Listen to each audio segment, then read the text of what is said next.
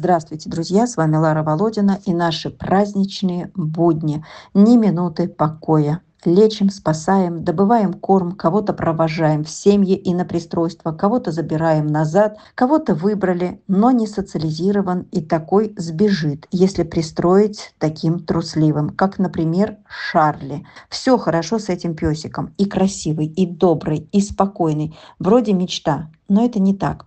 Вот он год просидел на передержке, и что толку, если он будет и дальше сидеть в вольере и бояться новых людей, поводка, улицы, всего нового.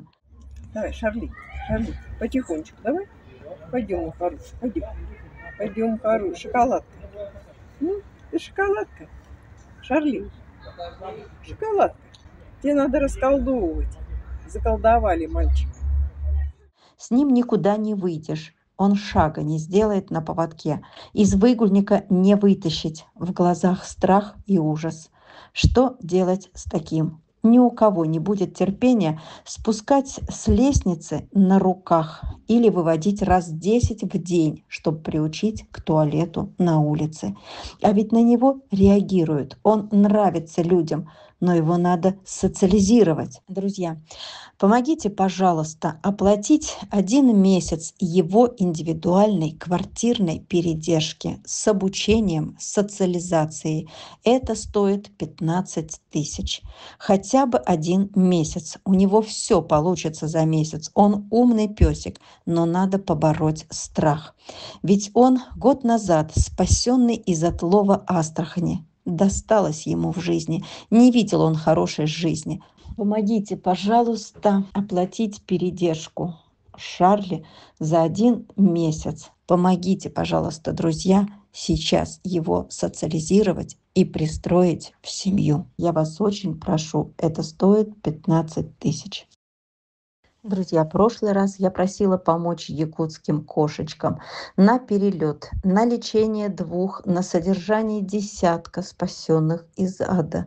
Хочу сказать большое спасибо тем женщинам, что ежедневно просиживали в клиниках на капельницах. Они вытащили их с того света, и кошечки идут на поправку. Спасибо всем вам, кто помог оплатить перелеты. Это 11 кошек, это 2 самолета. Спасибо Ане в Питере, что помогает их встречать.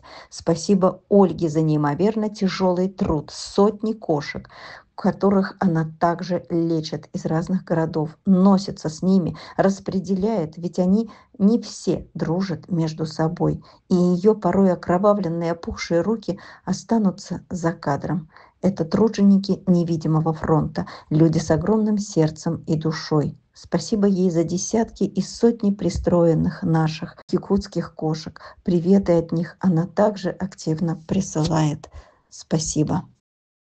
А между делом попался мне на глаза один малыш. Вот торкнул, что называется. Сидел он в отлове Уфы. Хорошенький, пушистый, несчастный, с прокушенной щекой и всего-то 6 килограмм.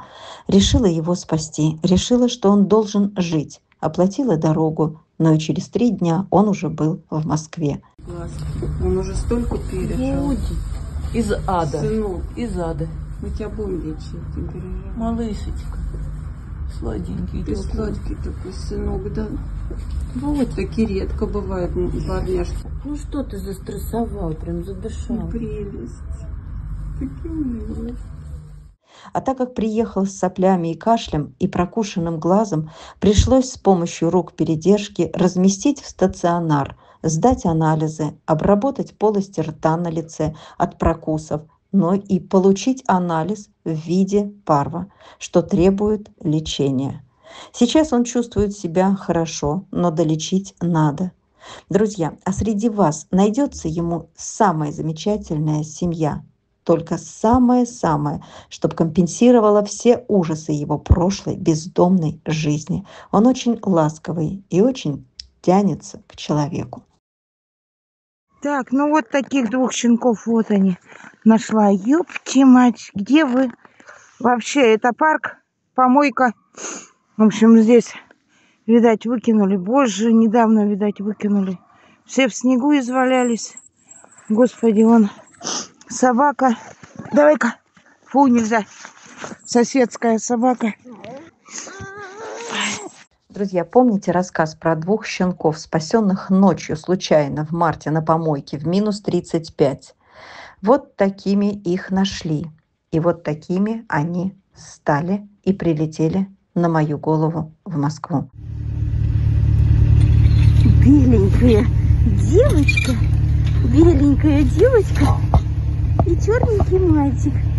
Вы такие хорошие, да? Новые запахи. Тетка какая-то, скажи, подошла тут, нюхает нас. А мы ее. Вот какие хорошие. Такие дети, которых нашли в 30 градусов мороза в марте. Зимой выкинули на помойку умирающих, замерзающих. Ну, скажи, нас подобрали, выходили, а теперь мы никому не нужны. Мы же дети, мы хотим жить. Мы же привитые. Лапки, здесь игрушек купила. Пищалок. Вот. Да, вот как. Интересно? Обязательно будете с ними играть. Интерес есть к игрушкам, это хорошо. Щенки замечательные, но беда одна. Мне их негде передерживать вообще. Редкий пассажир или воспользоваться им, или выпускать надо было в Якутске, на улицу. Тогда зачем спасать? На этот вопрос мне никто не ответит, я знаю.